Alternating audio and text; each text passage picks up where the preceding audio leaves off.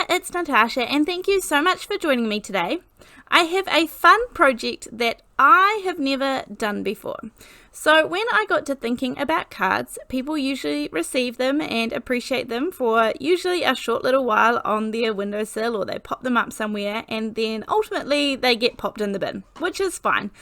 But I wanted to create an element of the card that would last a little bit longer. Not forever, but a little bit longer. I was also inspired by a card that I did not too long ago using black strips of paper or white strips of paper onto a black background to create a cool background. So that is what I'm going to kind of join up today, a couple of these ideas. Now here I am just going ahead and creating some layers. Then I'm going to use some Stick It double-sided adhesive, which is just a really thin double-sided adhesive that you can pop onto the back of your projects, and this just makes it basically into a sticker. You do not have to do this at all. In my last technique, I just showed it using liquid glue. Either works absolutely fine. So you can see that the majority of the back of this black piece of paper has the Stick It adhesive on the back, and then I am just cutting all sorts of different widths. I'm not measuring them, I am just popping them out, cutting them wherever I want to. Some are going to be tiny, skinny, some are going to be a little bit wider. And then I am going to take my little sheet of white paper here, and I just line it up against one of the wood grains on my desk. I'm just basically eyeballing this. I don't need it to be perfect, and honestly I don't want it to be perfect.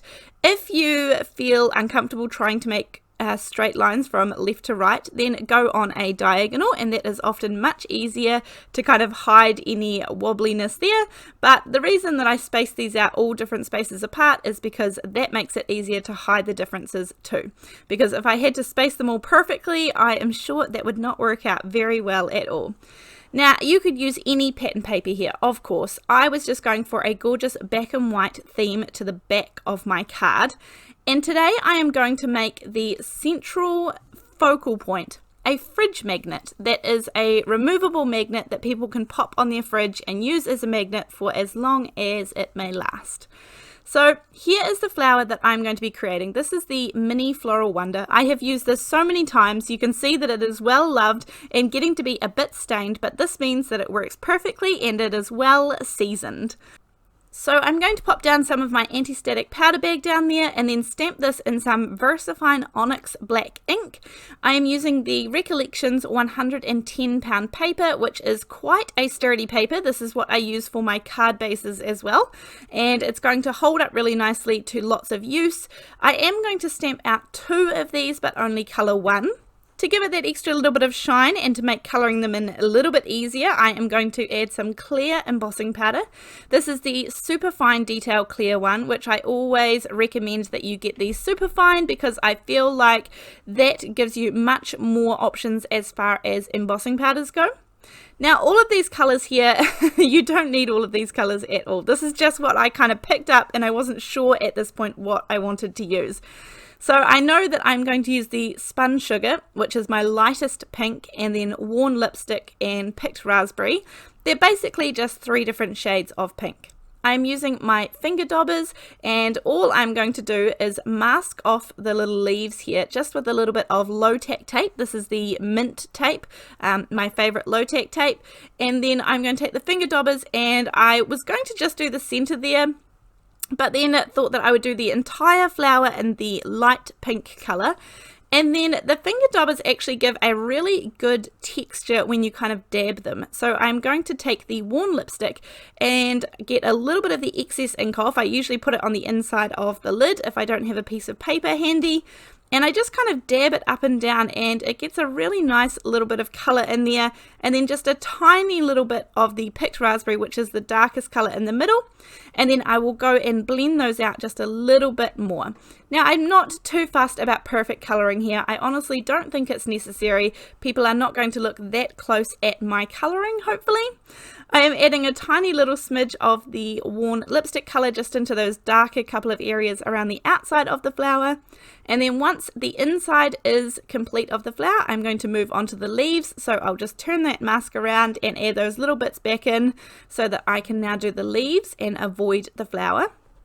I got some Twisted Citron Distress Oxide ink, and I think I end up using the Mowed Lawn as well, and I don't use the darkest colour, but honestly, colour these with whatever you want to. You should use whatever makes you happiest, whatever you enjoy the most. Anything is going to work here. You can use alcohol markers, you can use zig markers, you can use watercolour paints, you can use pencils, you can use anything that you have is going to work just fine, because we are going to seal this as well. Now this one on the right, I am going to completely cut it out. I am missing out that gorgeous little kind of sprig there of foliage because it's just too tricky to cut out, and it's honestly too fine and fiddly. I do love that gorgeous little sprig, but it just doesn't work for this design, so I just cut it off and make it work. Then I have two of the exact same image, and I am going to glue these together to make them a lot more sturdy, because people will be picking up this magnet on and off the fridge. So I am going to glue these two using some liquid matte medium. This is the Ranger Multi-Medium in the matte finish. And I am just spreading this around with my finger to make sure I get really good coverage, because I want to use a really nice strong glue here. I do not want this coming apart for the recipient, so I'm making sure that this is really well pressed down and I got really good coverage. I am, of course, with anything that I fussy cut, going to go around the outside with my black marker pen. This one is the big brush marker. I was a little bit messy, going a little bit too fast, but honestly that doesn't bother me. If it bothers you and you make a mistake, just use a white gel pen or something to fix it up. Here is the multi-medium in the matte finish from Ranger that I purchased, and I pop it into these glue bottles that I use. So when I squirt this out here, this is pretty much the only glue that I use. I have a really short video on YouTube. If you search how to fill a glue bottle, it'll be the first one that pops up, and that will show you a stress-free, really quick way to fill up the glue bottles from the container that I get. And I am using this to seal all of that ink so that no matter what, it won't smudge, or if someone picks it up with wet fingers or something, it'll be absolutely fine. So I've put a nice little layer of that on top, and that will be sealed, and I will leave that to dry. Now I have two oval dies here. One is slightly bigger than the other. These are the Hero Arts ones, and so they are nice and close stages together. I'm using a little bit of mint tape. I put it behind one of the dies, the cut side facing up, and then I place the smaller one in the middle, and that's how I get a nice even frame all the way around. And then I am going to cut this out once. This is again the same 110 pound paper, and then I'm going to cut it out exactly the same one again. I save the ovals for a later project. I can do stamping or more die cutting from those, because I just want the gorgeous little delicate frame that this is going to create for now. I am going to leave the two ovals joint together because I'm going to be doing something with those in just a little second.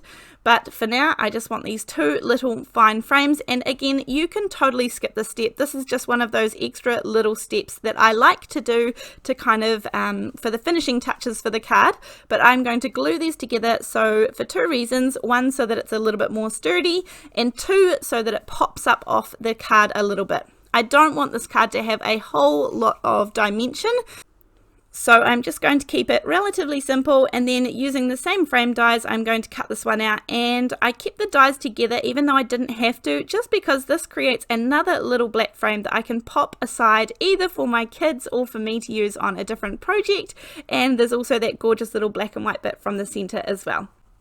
Now, when it comes to the actual magnets that I'm going to use, I picked these up from a $2 shop here in New Zealand, and these are kind of everywhere. They come in sheets. These are adhesive backed, which makes my life a whole lot easier. I bought two different packs, and one seems to be a little more matte and one seems to be a little more shiny. But of course, any magnets are going to work for this project. You have little round magnets, or you can cut your own like I'm going to today, or you might have magnet tape. There are lots and lots of different options. So I actually just run these through my trimmer, and it cut them perfectly fine.